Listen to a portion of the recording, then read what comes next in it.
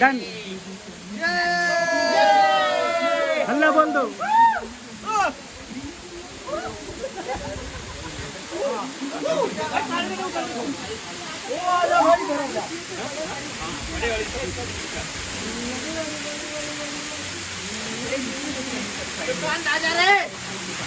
वो ले ली।